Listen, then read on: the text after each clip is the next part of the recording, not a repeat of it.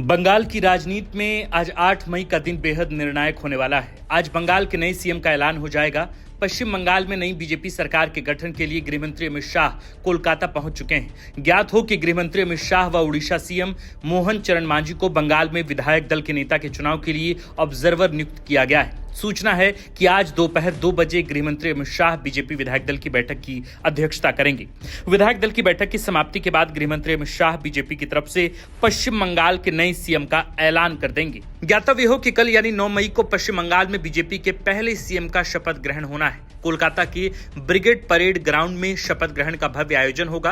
प्रधानमंत्री नरेंद्र मोदी, गृहमंत्री अमित शाह, राष्ट्रीय अध्यक्ष नितिन नवीन सहित बीजेपी के तमाम मुख्यमंत्री सहित सीनियर केंद्रीय मंत्रियों की इस अवसर पर विशेष उपस्थिति रहेगी।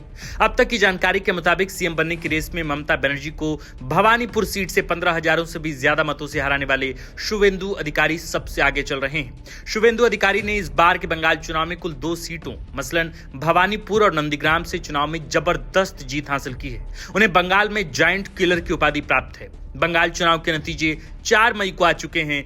बीजेपी ने 294 में से कुल 207 सीटें जीतकर ममता बनर्जी से अपना दशकों पुराना हिसाब चुकता कर लिया है। ज्ञातव्य हो कि आज 207 सीटें जीतकर इतिहास बनाने वाली बीजेपी 2011 के चुनाव में एक भी सीट नहीं जीत पाई थी।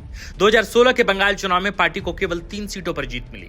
फिर 2021 के चुनाव में बीजेपी 77 सीटें जीतने में कामयाब रही और इस बार यानी 2026 के चुनाव में तो भाजपा ने रिकॉर्ड तोड़ 207 सीटें जीतकर ममता बनर्जी के अभेद दुर्ग को ही जमींदोज कर दिया है। ममता बनर्जी के इस्तीफा नहीं देने के ऐलान ने राजनीतिक माहौल तो बनाए रखा। इस बीच कल यानी 7 मई को बंगाल के राज्यपाल RN रवि ने विधानसभा ही भंग कर दी। लोक भवन से गुरुवार शाम को इसका नोटिफिकेशन जारी हुआ। विधानसभा भंग होने से ममता बनर्जी का निवर्तमान मुख्यमंत्री पद खुद ब खुद खत्म हो गया।